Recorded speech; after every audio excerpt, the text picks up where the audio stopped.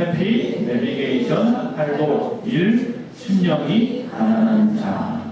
심령이 가난한 자. 이 말씀은요 2017년인가 8년에 수요 예배 때 해가지고 시리즈로 설교 말씀을 했던 말씀입니다. 그 말씀을 현대에 맞추어서 다시 좀 조명을 해보려고 합니다. 자, 문제를 하나 내겠습니다. 강과 바다가 있는데 물이 없고 산과 육지가 있는데 나무와 풀이 없는 세상은 어떤 세상일까요? 어디일까요? 다시 문제를 낼까요? 강이 있어요. 바다가 있어요. 그런데 물은 없어요. 산도 있고 땅도 있어요. 그런데 나무와 풀이 없어요. 어딜까요? 사막이요. 사막에 강이 있고 바다가 있어요. 지도. 이 지도 안에 모든 곳은 다 실제로 있는 곳이에요. 무슨 강, 무슨 산, 무슨 도시 다 있죠. 그런데 문제는 뭐냐면 실제 하는 곳은 아니잖아요. 실제로는 있는데 당장 그 안에 실제가 있는 것은 아니에요. 그런데 이 지도를 갖다가 우리가 뭐예요? 공부해요. 열심히 보고 그 지도를 통해서 지역을 찾기도 하고 그 지역에 대해서 배우기도 합니다. 저희 같은 경우는 여러분도 이제 학창 시절에 이 지리 시간에 특별히 별책부록처럼 이렇게 책 하나 주죠. 뭐예요? 사회과부도를 줘요. 참 그 책은 다른 책들은 전부 다 흑백인데 이것만 칼라요. 저 때는, 요새는 안 그러겠지만. 그게 참 신기했던. 그걸 펼쳐놓고 항상 책을 갖다 받아서 새 책을 받아서 집에 가면 제일 먼저 보는 책이 사회과부도 딱 펼쳐놓고 그걸 갖다 봤던 기억이 지금도 있어요. 내비게이션이 생기기 전에는 뭐 보고 길을 찾았어요? 지도책, 이렇게 두꺼운 지도책을 차마다 한 잔씩 다 갖고 있어요. 그때는 그 책 정말 베스트셀러, 성경책만큼 베스트셀러가 지도책이었어요. 없는 차가 없어요. 그거 없으면 못 가니까 찾을 수가 없잖아요. 지금이야 이정표가 잘 되어 있지만 예전에는 한 20년 전만 해도 이정표도 사실은 제대로 되어 있지 않았단 말이에요. 자, 그래서 그 당시에 지도는 우리의 생명과 같은 길을 찾는 아주 좋은 것이었어요. 그래서 우리가 인생의 길을 찾는 데는 성경이 필요하다면 이 땅의 길을 찾는 데는 지도책이 필요했어요. 근데 어느 순간 갑자기 내비게이션이 나오기 시작하더니 신세계가 펼쳐졌어요. 이제는 지도책을 찾을 필요도 없어요. 운전하면서 지도책 보느라고 어쩔까 저쩔까 할 필요도 없게 됐어요. 오늘은 그래서 해피 내비게이션이라 행복이라는 것을 찾아갑시다. 여기서 복 있는 자라는 이야기를 하는데 그 복이 있는 곳이 어디인지를 찾아가는 시간이 오늘부터 8번에 걸쳐서 있을 거예요. 특별히 성경에 보면 산상수훈이라든지 오늘이 팔복이라든지 사도신경이라든지 주기도문이라든지 우리가 다 알고는 있지만 그 의미를 갖다가 제대로 알지 못하고 또 그 의미 속에 있는 내용들을 우리의 삶에 실천하지 못하고 그래서 우리가 이 땅에 살아가는 동안에 주님이 말씀하신 그 천국을 누리지 못하고 살아가는 사람들이 참 많이 있는 시대인데 오늘은 그 중에 이 팔복이라는 말씀을 통해서 하나님께서 우리에게 어떤 삶이 복 있는 삶인지에 대해서 조명해 주시고 그 복이 있는 곳을 가르쳐 주시니까 이 말씀을 깊이 배우는 것을 끝나면 안 되고 우리의 삶의 실천에서 정말로 천국을 이루는 저와 여러분의 삶이 되기를 간절히 축원합니다. 자, 1절에 보면 이렇게 시작합니다. 예수께서 무리를 보시고 산에 올라가 앉으시니 제자들이 나온지라. 예수님이요 그 당시 최고의 아이돌이었어요. 많은 사람들이 쫓아다녀. 예수님이 어디 간다 그러면 벌써 알고 그 동네 사람들이 우르르 나온단 말이죠. 그래서 그것을 다 관리하고 통제하는 사람들이 누구예요? 제자들이죠. 자, 오늘 이 말씀, 이 팔복은 산상수훈 안에 있는 첫 번째 말씀이에요. 많은 무리들도 있었지만 사실은 이 많은 무리를 향하여 복음을 전하는 이 시간이 아니라 이건 뭐예요? 제자들을 가르치기 위해서 멈춘 거예요. 자, 예수님께서요 제자들에게 먼저 천국의 비밀을 가르치는데 제자들에게 천국의 비밀을 말씀하실 때는 보통 길을 걸어가면서 전하셔요. 같이 걸어가면서 옆에 있는 제자들에게 툭툭 대화도 하고 던지고 비유의 말씀도 전하고 이런단 말이죠. 그런데 오늘 여기는 유독 어떻게 해요? 자, 모여봐, 다 모여봐, 그리고 여기 앉아, 이러고 말씀을 시작하는 거예요. 그 말씀이 어떤 말씀이기 때문에 그냥 흘려들어서는 안 되는 말씀이거든요. 이 말씀은 다 집중해서 들어야 하는 말씀이기 때문에 다 모여 앉게 하고 제자들을 맨 앞에 앉혀놓고 제자들을 향해서 하는 말씀, 바로 저와 여러분을 향한 말씀입니다.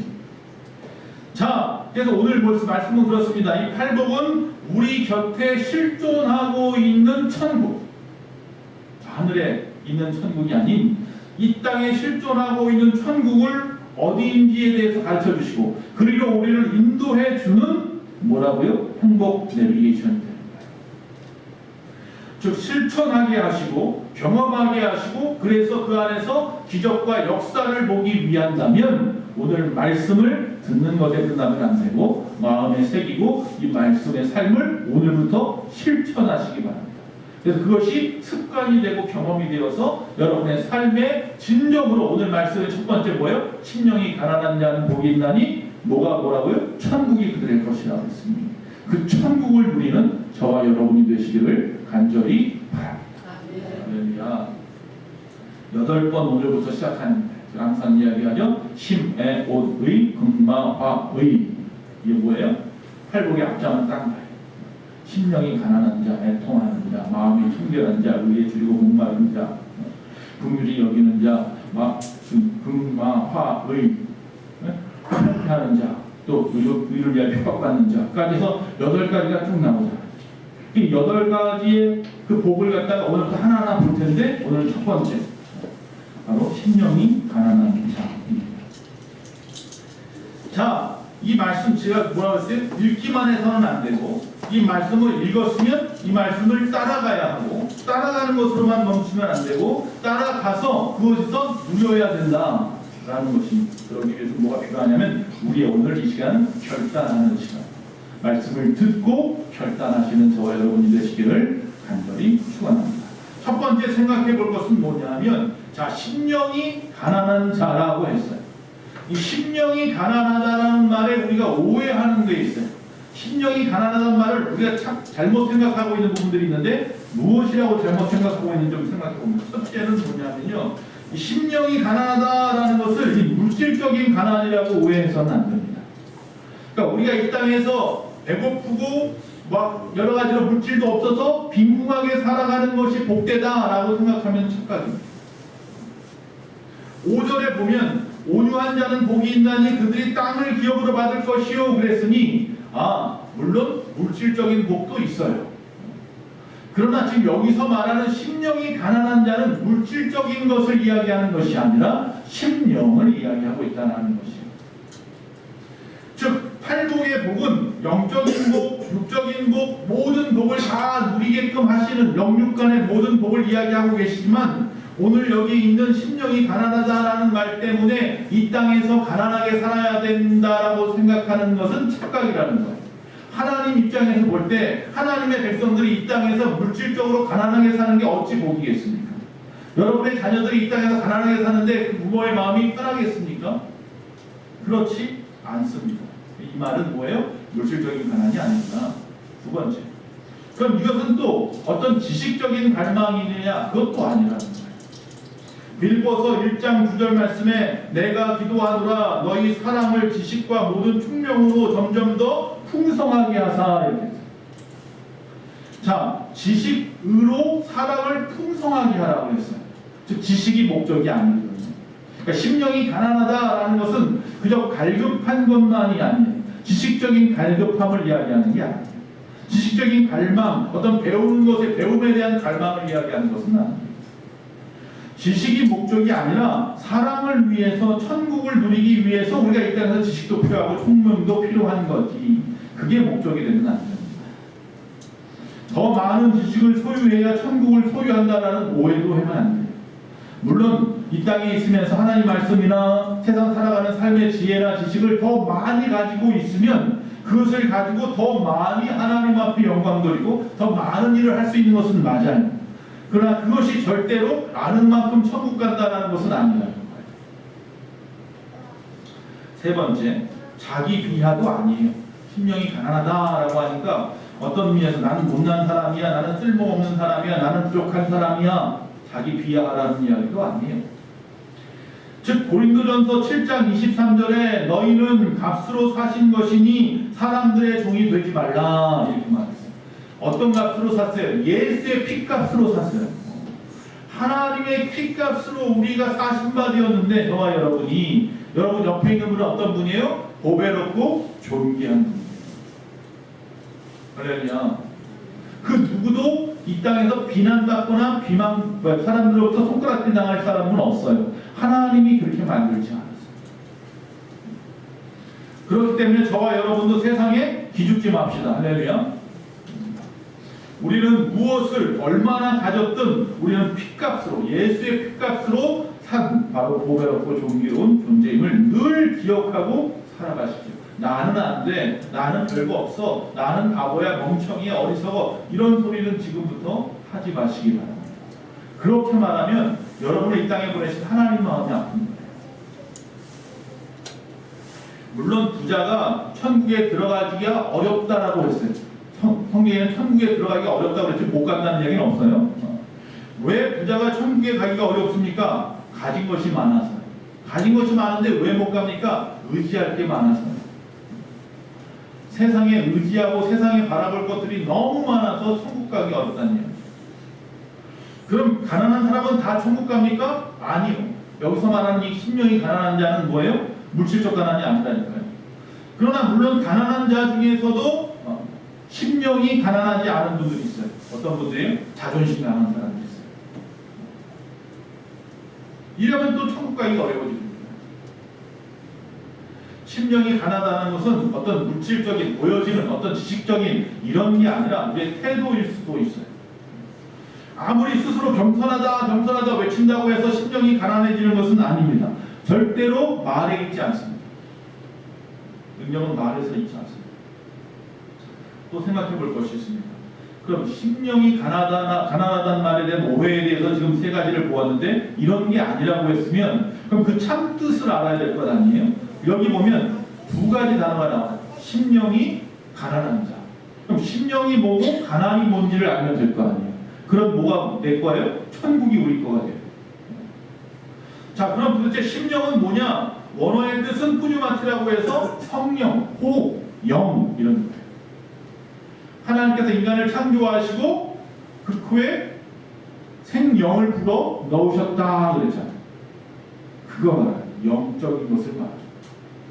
그래서 우리가 찬송을 아까 지금 427장을 불렀을 때 1절에 뭐가 가난한 자라고 되어 있어요? 마음이 가난한 자라고 되어 있죠. 이거는 뭐예요? 이 음표를 맞추기 위해서 심령을 갖다가 줄이다 보니까 마음이라는 한자라고 맞췄어요. 그런데 잘못된다. 즉 다시 말하면 카톨릭 성경에도 보면 심령이 가난한 자는 복이 있다고 하지 않고 마음이 가난한 자는 복이 있다고 되어 있는데 죄송하지만 이것도 잘못된다. 즉 뭐예요? 심령이 가난한 자예요. 마음이 가난한 자가 아니에요. 마음이 가난하자라고 한다면요, 이건 내 문제가 되는 거예요. 이게 무슨 말이냐면 마음 먹기 달려 있는 거예요. 아, 내가 그렇게 마음만 먹으면 천국이 내 거가 되는구나. 내가 뭘 할 수 있다고 생각해요. 우리는 지, 정, 의도 있지만 영, 육, 혼도 있단 말이죠. 즉 다시 말하면 육은 육체적인 우리 보여지는 삶의 현장인 거고 그 영은 하나님과 우리의 소통하는 그 기관을 말하는 거고 그 가운데 뭐가 있어요? 혼이 있어요. 혼은 뭐예요? 우리의 생각과 우리의 마음이죠. 그러니까 우리가 의지하고 우리가 움직일 수 있고 우리가 확정할 수 있고 우리가 할 수 있는 그 부분이 뭐예요? 혼의 부분이에요. 생각하는 거, 마음 먹는 거. 즉 이 생각과 감정을 비롯한 이런 모든 마음은 내 문제예요. 즉 다시 말하면 내가 스스로 나는 가난해 마음 먹을 수 있어요. 내가 스스로 나는 부자야 스스로 마음 먹을 수 있어요. 여러분 아무리 가난해도 부자라고 생각하면 부자인 거고 아무리 가졌다고 해도 가난하다 생각하면 가난한 거예요. 마음 먹기 달려 있어요. 천국도 그러니까 내가 마음 먹기 달려 있습니까? 그렇지 않아요. 천국은 내가 무엇을 할 수 있는 부분이 하나도 없어요. 그러니까 마음이라는 단어는 아니에요. 정확하게 영이 내 영이 가난한 자, 여기서 말하는 또 가난하면 또 무슨 말이냐? 가난의 뜻은 푸토코스라고 하는데 이 말은 스스로 벗어날 수 없는 절대 빈곤을 말하는 거예요. 내 입으로는 도저히 벗어날 수 없는 빈곤함이에요. 즉 너무 가난해서 허리가 굽었다라는 뜻이에요. 내 힘으로 다시 일어설 수, 펼 수 없다라는 거예요. 그래서 허리가 굽고 그래서 펼 수 없어서 뭐해요? 살려주세요 하고 구걸하는 상태. 그러니까 우리의 영이 가난해서 절대 빈곤이어서 내가 스스로 이 문제를 해결할 수 없으니 마음은 내가 먹기 나름이라고 했잖아요. 근데 이 부분은 내가 해결할 수 없으니 누군가에게 손을 내밀고 도와주세요 하는 거예요. 그게 뭐예요? 가난한 자. 라이프 성경 사전에 보면 이 가난한 자, 즉 심령이 가난한 자 이렇게 말하고 있습니다. 자기를 부인하고 오직 하나님의 도움으로서만 생명, 생존이 가능하다고 전인격적으로 고백하는 사람 이렇게 되어 있어요. 또 다른 말로 아무 것에서도 자신을 내세우지 않고 자신을 비워 전적으로 하나님이 자신의 주인이 되게 한 자 이렇게 되어 있어요. 이게 심령이 가난한 자, 자기를 부인하는 자. 여러분 탕자의 비유가 생각이 나요. 그 성경 사전을 딱 보는 순간 제 마음에 탕자의 마음이 아닐까 그런 마음이 들었어요. 아버지 집에서 많은 재산을 가지고 나가서 머리 타고 해서 호랑방탕하게 살다가 다 탕진해버리고 남의 집 돼지우리 키우는 일을 하는데 거기서도 제대로 먹지 못해서 배가 쫄쫄 굶어가면서 이대로 죽겠구나 하는 생각이 드는 거죠. 그때 퍼뜩 생각난 게 뭐예요? 야, 우리 아버지 집에는 거기 있는 종들도 배가 부른데. 그래서 어떤 생각이 들어요? 아버지 집만이 내가 살 길이구나. 내가 아버지한테 가서 아버지 내가 잘못했습니다. 나를 차라리 종으로라도 좀 써주세요. 라고 해야지. 그리고 그가 모든 것을 내려놓고 아버지에게 도움을 청하러 가는 내용. 그때 그 탕자의 마음이 바로 그거예요. 즉 다시 말하면 아버지 앞에서 나의 모든 것을 파산했음을 신고하러 가는 거예요. 소위 말하면 하나님 앞에 우리의 영적인 파산 신고를 해야 돼요. 그러니 나를 좀 보호해 주세요. 영적으로 하나님 앞에 절대 빈곤을 느껴서 하나님 없이 나는 아무것도 아닙니다. 하나님의 은혜 없이는 나는 살 수가 없습니다. 그거예요. 그 마음을 가진 자가 뭐예요? 심령이 가난한 자. 그렇게 변화된 것이 심령이 변화된 거예요.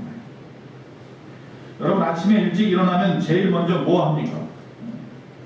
한참 막 물 한 잔 마셔야 된다고 해서 일어나자마자 물 한 잔 마시는 분도 있고 일어나자마자 뭐예요? 스마트폰을 찾는 분들도 있고 일어나자마자 뭐 담배를 찾는 분도 여기는 없겠지만 있고 어떤 분은 안 일어나려고 아주 씨름을 해요. 발버둥을 치는 분도 있고 여러 모습이 다 있어요. 일어나자마자 뭐 하십니까? 일어나자마자 기도하십시오. 심령이 가난한 자는요. 일어나자마자 뭐 하느냐면 하나님 오늘 하루도 우리와 함께 해주지 않으시면 우리가 살 수가 없습니다. 오늘 하루도 우리와 함께 해주세요. 심령이 가난한 자는 일어나자마자 그거예요. 잠자리에 들 때도 마찬가지입니다. 하나님 오늘도 하나님의 은혜로 우리를 품어주셨으니 감사합니다. 오늘 밤에도 잠자리 있는 동안에도 하나님이 평안케 하시고 내일도 또 우리와 함께 해주세요. 할렐루야. 그게 심령이 가난한 자의 모습. 가정생활에서 이 심령이 가난한 자로 산다면 내 아내, 남편, 자녀 그 모든 것을 누구에게 맡겨요? 하나님 앞에 맡기며 살아가는 가정이에요. 하나님 앞에 절대적으로 나의 부족함을 인정하고 전폭적으로 하나님을 의지하는 삶이 바로 심령이 가난한 자의 삶이라는 것입니다. 세 번째 이제 심령이 가난한 자가 뭐를 갖다가 누린다고 했어요? 천국이 천국을 누린다. 천국. 그럼 천국을 또 알아야 돼요. 자, 성경에서 천국을 갖다 이야기하는 부분을 제가 여기저기 생각하면 찾아봤어요. 요한계시록에 보면 물론 잘 나와 있죠. 근데 요한계시록에 나와 있는 것은 보여지는 현상들, 다시 말하면 어떤 천국의 모습들은 잘 나와 있는데 그 깊은 내막들, 그 내용들을 갖다 이야기하는 부분은 어디서 찾을까요? 이사야서에서 찾는 게 좋아요.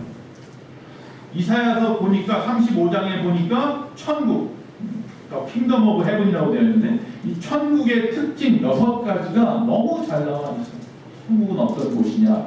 자, 심령이 가난한 자, 하나님 앞에 영적인 파산 신고를 하고 주님 없이는 못 살겠습니다 라고 하나님 앞에 은혜를 구하는 자는 천국을 얻는데 도대체 천국이 뭔지 알아야죠. 여러분 어렸을 때 선물을 받으면 이 선물인 건 알겠는데 이 선물을 딱 까봤을 때 뭐가 들어있는지 궁금하지 않겠습니까? 천국이라고 말을 하는데 이 땅에서도 천국을 누린다고 했는데 그 천국을 딱 까봤을 때 도대체 어떤 게 천국인지 알아야 될 것 같아요. 오늘 말씀에 잘 나와 있는데 먼저 1절과 2절을 좀 읽겠습니다.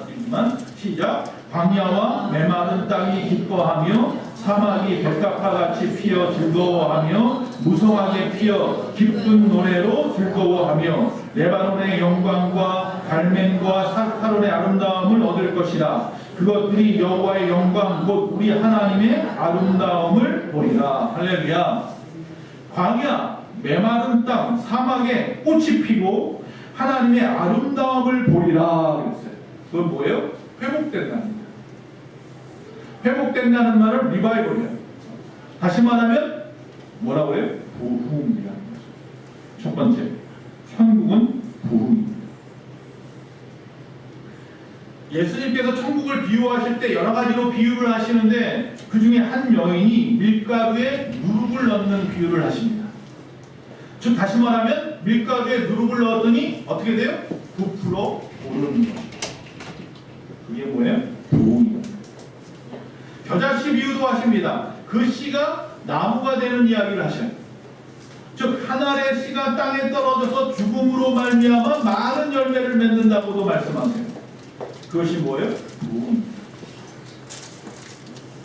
즉 부풀어 오르는 것, 많은 열매를 맺는 것, 이게 바로 뭐라고요? 부흥. 즉 우리가 심령이 가난하여 하나님의 은혜를 사모하는 자마다 뭘 경험하게 되느냐? 여러분의 가정이, 우리 교회가, 이 사회가, 우리 심령이 부흥하는 경험을 하게 될 줄로 믿습니다. 자, 두 번째 3절 4절 또 읽습니다. 다 같이 읽겠습니다. 너희는 약한 손을 강하게 하며 떨리는 무릎을 굳게 하며 겁내는 자들에게 이르기를 굳세어라 두려워하지 말라 보라 너희 하나님이 오사 보복하시며 갚아주실 것이라 하나님이 오사 너희를 구하시리라 하라. 할렐루야. 두 번째는 뭐냐? 위로입니다. 자, 겁내는 자들에게 이르기를 굳세어라 두려워 말라 그랬어요. 굳세어라 무슨아. 답답하고 힘들고 겁내는 분들이 계십니까? 지금의 여러분의 삶 속에서, 여러분의 상황 속에서 심령이 가난해져야 합니다. 심령이 가난해진다면 천국의 위로를 얻을 것입니다. 우리 주변에 이런 분들이 계시다면 오늘 이 복음을 갖다가 여러분이 가지고 와서 그런 분들에게 전하셔야 합니다. 심령이 가난한 자, 하나님의 은혜로 사는 자들, 은혜를 갈망하는 자들은요 천국을 얻어요. 천국을 열어보면요 거기는 부흥이 있고요 그 안에는 위로가 있어요. 세 번째 5절에서 7절을 또 읽겠습니다. 같이 읽습니다. 그때에 맹인의 눈이 밝을 것이며 못 듣는 사람의 귀가 열릴 것이며 그때에 저는 자는 사슴같이 뛸 것이며 말 못하는 자의 혀는 노래하리니 이는 광야에서 물이 솟겠고 사막에서 시내가 흐를 것임이라. 뜨거운 사막이 변하여 못이 될 것이며 메마른 땅이 변하여 원천이 될 것이며 승냥이에 눕던 곳에 풀과 갈대와 부들이 날 것이며. 할렐루야. 자, 맹인의 눈이 밝아집니다. 못 듣는 자의 귀가 열립니다. 저는 사슴같이 저는 자가 산슴과 같이 뛸 것입니다. 말 못하는 자의 혀가 노래를 부를 겁니다. 광야에서 물이 솟고 사막에 시내가 흐르고 뜨거운 사막이 변하여 못이 될 것이고 메마른 땅이 변하여 원천이 될 것이고. 할렐루야. 뭐예요? 치유. 천국은 치유. 예수님께서 천국 복음을 전하실 때마다 어떤 역사가 일어났어요? 치유의 역사가 일어났어요. 죽은 자까지 결국은 살아났습니다. 그것이 천국입니다. 그것이 바로 천국입니다. 이런 놀라운 천국이 오늘 암을 비롯해 각종 질병으로 묶여있는 여러분들 가운데 그 분들에게 놀라운 말씀의 위로와 회복의 역사, 즉 치유의 역사로 변화되기를 간절히 바랍니다. 나사렛 예수의 이름 명하노니 그 모든 신령들을 묶고 있는 모든 것은 떠나갈 것이고 오늘부터 천국을 이룰지어다. 네 번째 8절 한번 읽겠습니다. 다 같이 시작. 그 길을 거룩한 길이라 일컫는 바 되리니 깨끗하지 못한 자는 지나가지 못하겠고 오직 부족함을 입은 자들을 위하여 있게 될 것이라. 우매한 행위는 그 길로 다니지 못할 것이며. 할렐루야. 천국에는 큰 대로가 있겠다는 길이죠. 근데 이 대로는 아무나 가는 게 아니에요. 거룩한 길이에요. 그래서 깨끗하지 못한 자는 지나가지 못해요. 돈 많은 자, 가난한 자 이게 문제가 아니라 깨끗하지 못한 자는 들어가지 못해요. 그 길을 가야 갈 수 있는 곳이 천국이에요. 이 말은 뭐예요? 네 번째, 거룩입니다. 천국은 거룩입니다. 예수님께서 나병 환자를 치료하십니다. 그 당시 저주의 병이라고 생각했던 것이 깨끗하게 났습니다. 거룩해졌다고. 우리의 마음이 아직도 약해서 끊지 못하고 자르지 못하고 있는 그 무엇인가, 그걸 끊어야, 잘라내야 거룩해진다면 오늘 결단하셔야 합니다. 이 땅의 아비가 정치인들이 탄압해서 이 땅이 지옥이 되었다면 우리가 할 일은 이 땅을 천국으로 바꾸기 위해서 우리부터 하나님의 은혜로 나아가야 합니다. 천국을 소유하여 세상을, 가정을, 우리 자신을 거룩하게 변화시키는 저와 여러분 되시기를 간절히 바랍니다. 9절도 읽겠습니다. 거기에는 사자가 없고 사나운 짐승이 그리로 올라가지 아니하므로 그것을 만나지 못하겠고 오직 구속함을 받은 자만 그리로 행할 것이며. 할렐루야. 다섯 번째, 평화입니다. 천국이라는 상자를 열어보니 다섯 번째 또 뭐가 보여요? 평화, 피스, 샬롬이 보입니다. 안녕이 보입니다. 천국에는 무서운 짐승이 없습니다. 그래서 이 땅에서 폭력적인 것들은 아무것도 천국에 갈 수 없습니다. 천국에 가는 자는 하나님을 사랑하고 이웃을 사랑하는 자예요. 생명을 존중히 여기는 자예요. 저와 여러분 항상 생명을 존중히 여기는 쪽에 편들기 바랍니다. 예수께서 내가 너희를 지키리라 말씀하셨어요. 우리가 스스로 강해져야 하는 것도 있지만 하나님이 뭐예요? 우리를 지켜주셔야 해요. 세상 끝날까지 너희와 함께하리라. 여기서 너희는 어떤 사람이냐? 오늘 말씀은 뭐예요? 심령이 가난한 자와 함께하겠다는 말씀입니다. 여러분, 이 땅에서 평화를 누리고 싶다면 오늘부터 심령이 가난한 자의 삶을 사시기 바랍니다. 내가 평화를 소유하면 내 가정이 변합니다. 교회가 변하고 사회가 변하는 것. 사회가 변해야 내가 평화를 누리는 것은 아닙니다. 가정이 변하면 내가 평안을 얻겠지 생각하지 마십시오. 내 안에 항상 평안하지 않으면 가정은 평안할 수가 없습니다. 교회도 마찬가지입니다. 교회가 편안해져야 내가 편안한데 편안한 교회를 찾아가야지. 여러분, 편안한 교회도 여러분이 가는 순간 혼란스러운 교회가 되어버립니다. 내가 편안해야 교회가, 가정이, 이 사회가 평안합니다. 자, 10절 읽겠습니다. 여호와의 성령함을 받는 자들이 돌아오되 노래하며 시온에 이르러 그들의 머리 위에 영영한 희락을 띠고 기쁨과 즐거움을 얻으리니 슬픔과 탄식이 사라지리로다. 할렐루야. 노래를 부른대요. 그 머리 위에 영영한 희락을 띠고 기쁨과 즐거움을 얻으리니 슬픔과 탄식이 사라진대요. 천국은 기쁨입니다. 할렐루야. 여러분, 세상에서 기쁨을 누리지 못하고 있는 분들, 먼저 심령이 가난해지면 여러분 자신부터 천국을 만들어 갈 수 있어요. 그러면 그 안에 기쁨을 얻어요.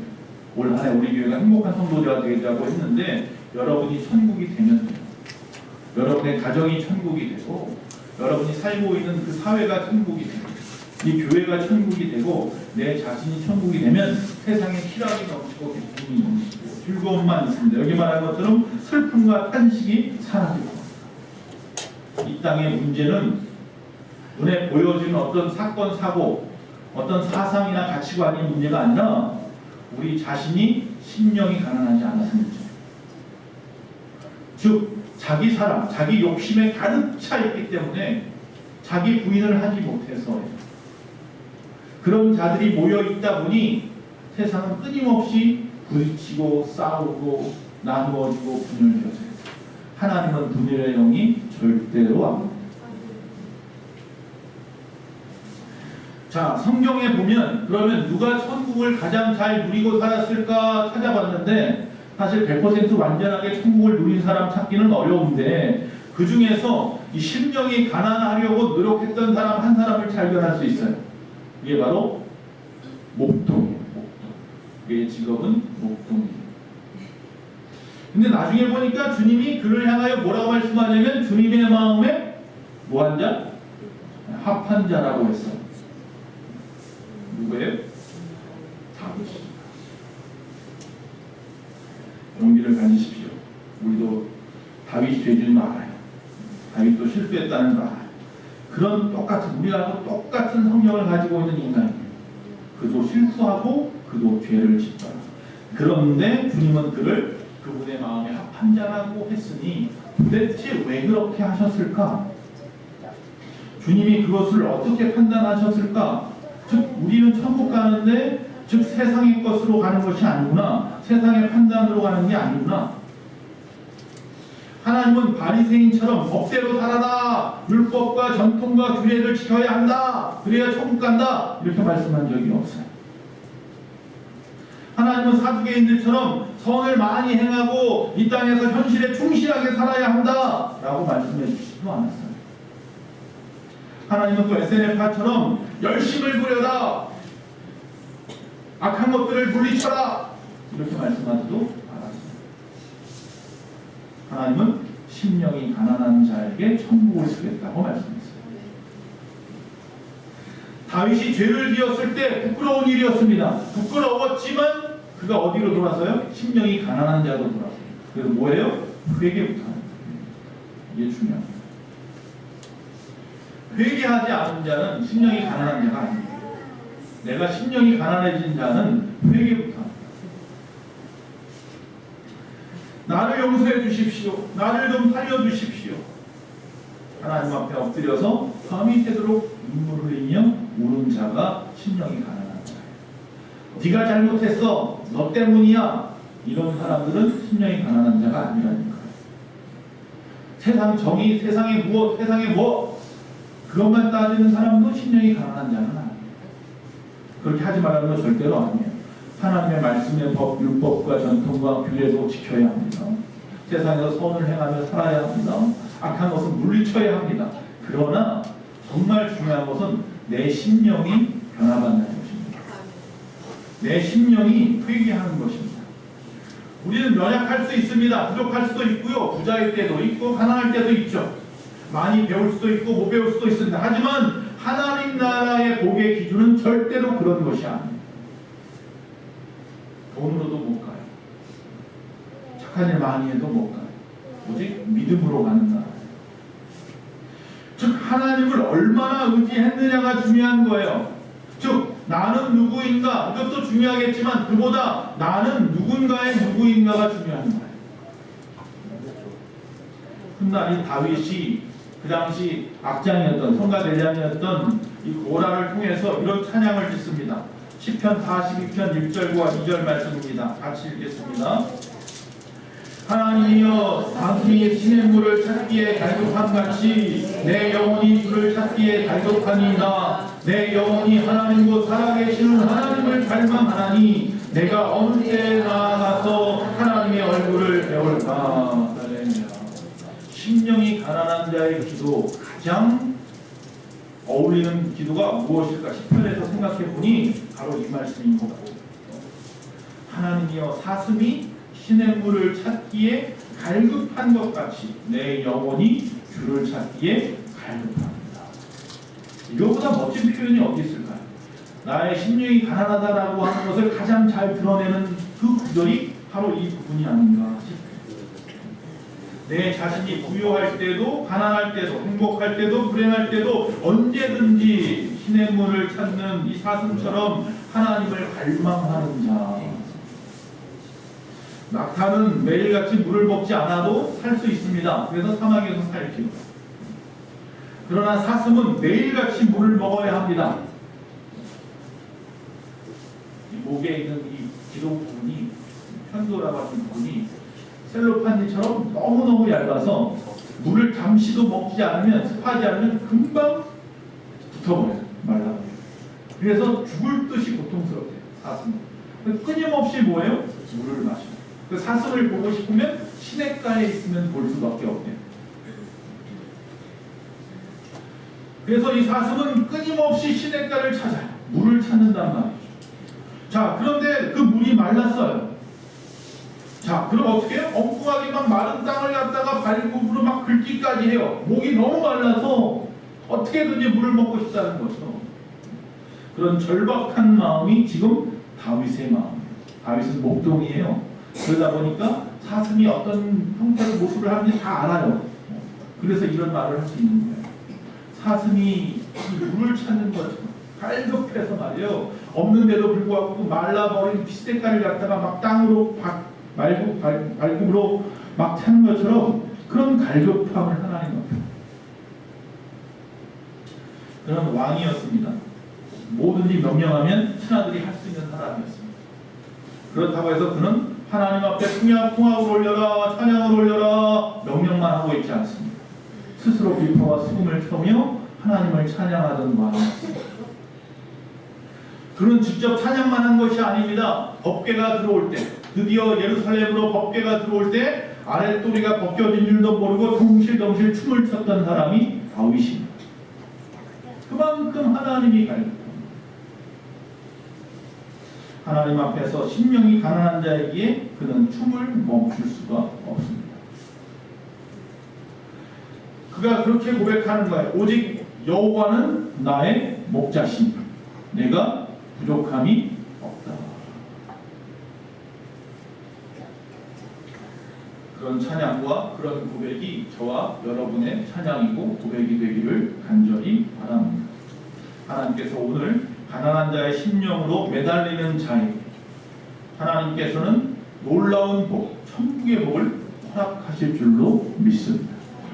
천국이라고 하는 그 귀한 보석상자를 열었을 때 거기 들어있었던 지금 앞에서 말했던 그 모든 것들을 받아 누리시는 저와 여러분의 삶이 되시기를 간절히 축원합니다. 시 한 편을 읽고 마치도록 하겠습니다. 그리고 찬양하겠습니다. 들에 무명초도 열매를 맺고 꽃을 피우고 푸르러 땅과 더불어 하나님께 순응하건만 나는 상도 없는 내놓을 것도 없는 빈손 빈몸입니다. 나는 진정 부끄러운 사람, 목마른 사람입니다. 나는 늘 목이 말라 내 하나님의 강에서만 살기를 바라는 사람, 그 강물 속에 양식으로만 살 수 있는 사람입니다. 아, 내 하나님은 진리의 강, 어디 없이 흐르는 풍요의 강, 잃어버린 나의 겸손을 비추는 거울의 강, 무디어진 나의 사랑을 가르쳐주는 말씀의 강, 내 하나님은 끝도 없는 큰 강, 내 하나님은 하늘을